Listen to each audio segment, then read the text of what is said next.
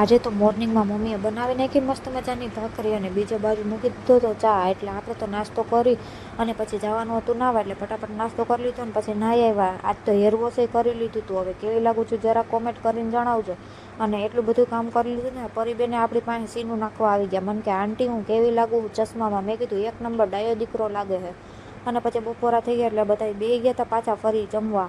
અને જમી લીધું ને એટલે મેં મમ્મીને કીધું કે મને થોડીક વાર પગ મસાજ કરી દો ને. એટલે મમ્મીએ મસ્ત મજાનું જો પગનું મસાજ આપણે કરી દીધું હતું.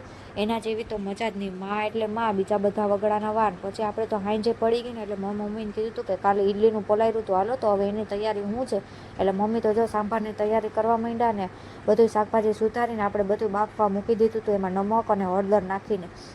અને થોડીક વાર થયું ને ત્યારે આપણું બધું છે ને બપાઈને તૈયાર થઈ ગયું હતું. એટલે હવે થોડુંક એને વઘાર મારવાનો હતો, એટલે એ પણ શાકભાજી બધું સુધારીને વઘાર મારી દીધો. અને મસ્ત મજાનો જો આપણો સાંભાર બનીને થઈ ગયો હતો રેડી. હવે ઇડલીનો વારો હતો, એટલે ઇડલીનું જે બેટર તૈયાર કર્યું હતું એટલે આપણે તો ઇડલી બનાવવા મૂકી દીધી હતી. મસ્ત મજાની જો આપણી તો ઇડલી બનીને થઈ ગઈ હતી તૈયાર. પછી મેં કીધું લાઈને ઘરમાં જઈને જોઉં તો ઘરમાં જઈને જોયું ને તો આજ તો શ્રેયાબેન છે ને લેપટોપમાં જોઈને લેસન કરતા હતા. મેં કીધું એને કરવા દો, હાલો આપણે તો ભૂખ લાગી ગઈ એટલે જમવા બેસી જાય. હાલો કોઈને ઇડલી સંભાર ખાવો હોય તો આવી જજો. બાકી મળીએ બીજા મિની વ્લોગમાં. Tata bye bye.